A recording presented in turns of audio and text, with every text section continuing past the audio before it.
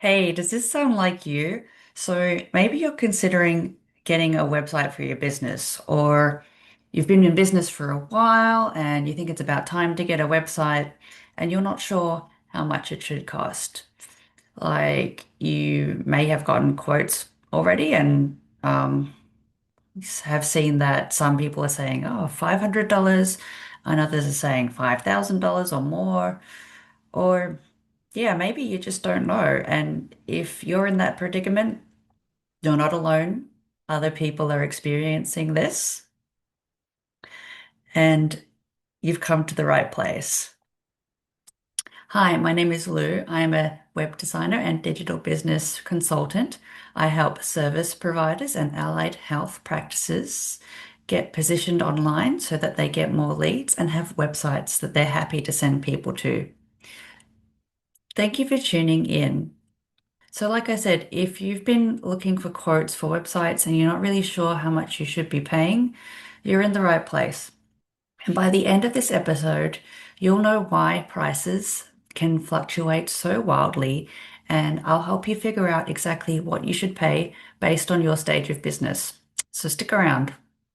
So, let's talk about why there's no standards to pricing. What's going on here? Look, I get it. I understand how this could be so confusing. I'll tell you about like why this happens. And look, yeah, I get it. Like I don't blame you for being confused. There's so many different ways of doing this. I've been building websites for businesses for around 15 years, and I've seen how other people are doing it. I've seen DIY and agencies and everything in between. So I'll tell you about all the different options. So when someone says, oh, it costs around like $500 to build a website, they may be talking about a DIY option. And usually the price that you're paying for this very simple DIY option is your name, so your domain name, your uname.com, and a space to put your website. That's usually what that cost includes. That cost does not include getting somebody to help you design it or figure out what's going into the site. That's all on you. And if you think your time is spent better doing something else, I totally understand. Now, another thing that can happen is, if you're looking for a cheap website. You may hear someone say they've got it for um, $1,000 or below. It could be that they've gotten somebody overseas to do it cheaply, having compared to, say, an agency who will charge you like $10,000. Um, what I've seen happen here is that, even though somebody cheap overseas can deliver a complete website, like it looks like a website, it's got a header and a footer and it's got content. Problems that can happen with this sort of website is that, like, it may look finished, but you may find that it's not easy for you to edit, or it may look like a website, but it's not designed in such a way that considers what your customer is going through. That's where the added cost of working with an experienced consultant like me or an agency with experience can step in and help you with. So, the reason why we charge more is because it takes thought and planning and effort and education and knowledge into understanding not just how to make a website function, not to put pictures and text on a page. What we do is we consider the psychology of what your ideal customer is going through. We design in such a way that makes it easy for them to understand what you offer and then make contact with you and feel comfortable making contact with you and help decide that you're the right choice. Because if you're really good at doing what you do, that's one thing, and you can be brilliant at that. But doing what you do and selling what you do to strangers using text and images on a website, it may or may not come naturally to you. So that's where I would consider putting in some extra investment into getting someone to do that for you. Um, If it was up to me, I would much rather have somebody know exactly what to say and not guess what people want to hear. And like, I wouldn't make the content of my website an afterthought, is what I'm saying. So let's talk about some specific things that can influence the cost. So I mentioned that you could DIY everything, and that'll cost you couple of $100 to have a space to put your website. Um, and there's the other end of the scale where you're getting an agency, which includes a team of people who look after not only that your website is up and running, but it's got content that compels people to make contact with you. And then there's also not just putting the website together and getting it up there, but do you also consider bringing people to it? Sometimes a web designer might include marketing and advertising and SEO in their cost, but sometimes they don't. That's extra stuff that takes extra effort. So it may be that if you don't know how to bring people to your website and maybe you don't want to do it, that may cost more. And again, it may seem like an expense, but at the end of the day, if you want a website that works for you, it may be a good idea to invest in getting some help, whether that's like SEO or getting somebody to be an influencer for you or something like that. Um, think about it as time you're getting back, not having to like go out and network or figure out how to write a script for your TikTok video. If your time is valuable and you can earn more money doing what you specialize in, then I reckon it's worth it getting someone else to do that other web and marketing stuff for you. But that's just me. I mean, full respect to you if you like don't feel quite confident in getting other people to do things for you. Like earlier in my career, I didn't like that people DIY'd their website because I didn't expect them to work.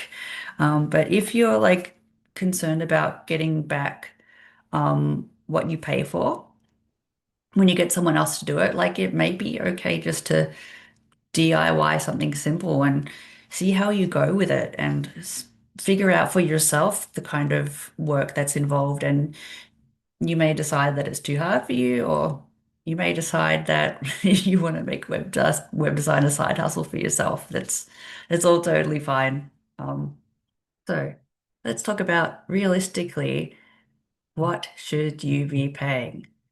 So I suggested um, DIY, just getting a little bit of help. Maybe that's a few $100s, fine and legit.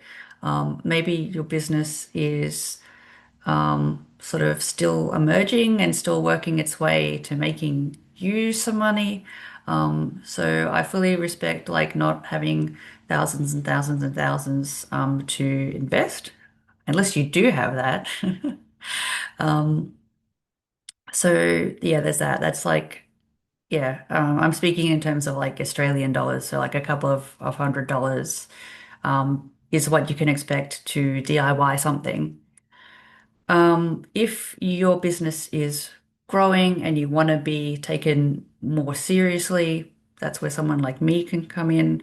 So at the time of that I'm making this video, my average website project is around $3,000, and that includes my professional input in understanding not just how to make it look pretty, not just assembling it for you, but putting it together in such a way that your customers get it and they get you.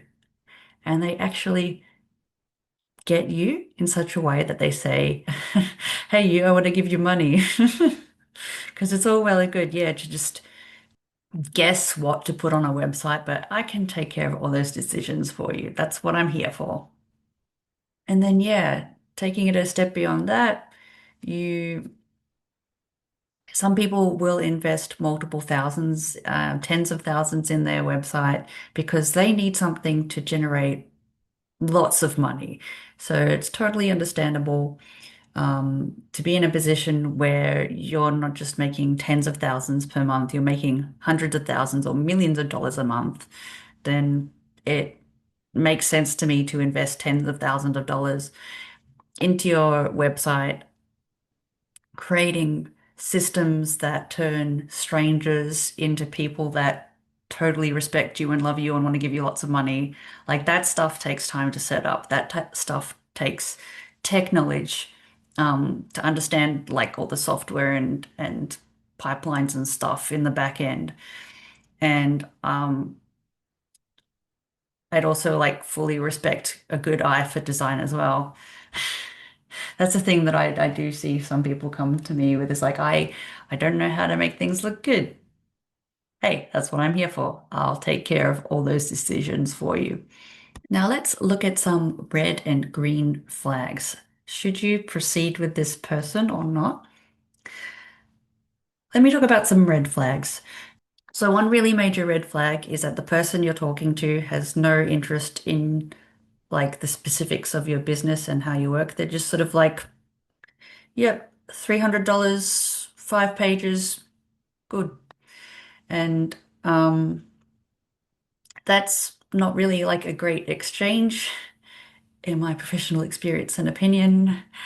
Um, you should really be making sure that the price that you're paying and what you're comfortable with paying delivers something that's actually going to be helpful to you. And I've seen this happen before. Like you might, there's people out there who will make you a website for maybe $300 or $500, but it's not mobile friendly. Like, how can you, in this day and age, when the majority of us are browsing the web with this tiny thing in our pockets, have a awful experience on it because the website was made on a computer for a computer? Like, that's just not on.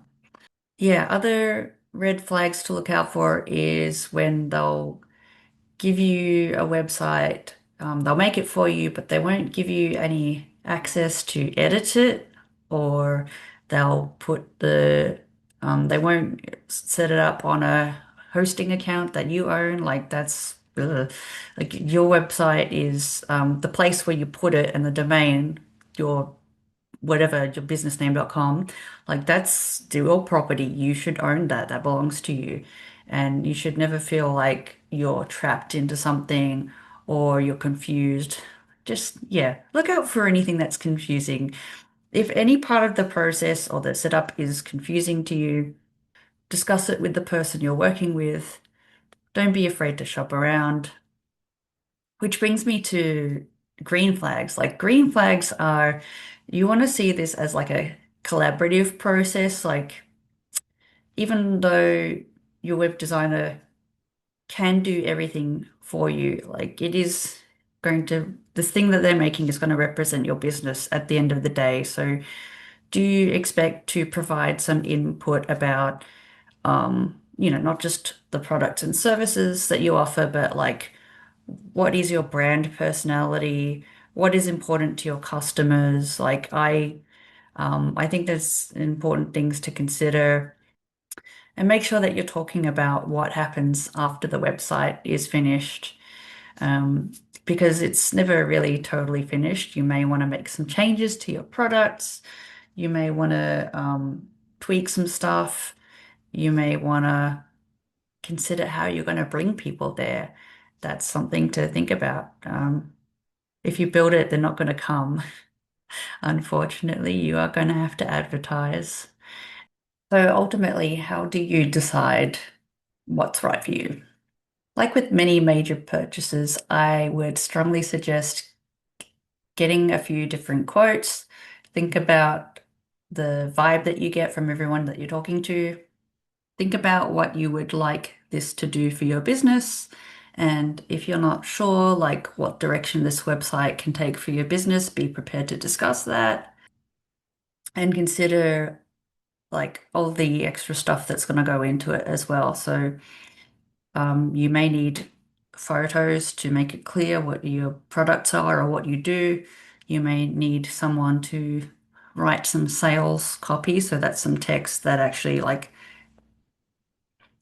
answers people's questions and gets over their objections and make it clear that you're the solution that they're looking for. And I actually got another episode that goes a little bit more into like what questions to ask and how to prepare before you start working with a web designer. So I'll include a link to that in the notes for this. Um, I also want you to know that it's like totally okay if you want to feel out the possibilities of what a website can do and what it can do for your business. It's okay to want to feel that out with a do-it-yourself option or something that's low cost just to see what the possibilities are. Um, I will caution though that if you were looking for something that is good quality at a low price, I do find that if you want like agency quality stuff at bargain prices, you're going to end up paying, professional prices in the end to get someone to fix it up for you. So just in that scenario, just pay someone good to do it for you so you don't have to like pay extra to get them to fix up a bodgy job. Um, yeah, and just feel okay, feel comfortable asking questions. It's like it's totally fine to not know things. It's totally fine to not understand technology. And for me in particular, like at the end of the day, I want to ensure that what I'm making for you is going to be a good fit for your business and what you need for your business. I personally don't like selling stuff just because I can. Um, and yeah, I just want to make sure that, if you need to ask questions or talk things out, that's what I'm here for. So yeah, I hope you found this helpful. As I mentioned earlier, I've got another episode where I talk about some things that you might want to ask or discuss with your web designer before you go ahead. If you found this useful, I would really love it if you share with someone in your network who's maybe going through this right now. And if you can help someone with this video, that would be fantastic. Thank you so much for tuning in. And if you'd like to ask me any questions or discuss anything that I've just talked about, please don't hesitate to reach out. I'm here to help. Bye for now.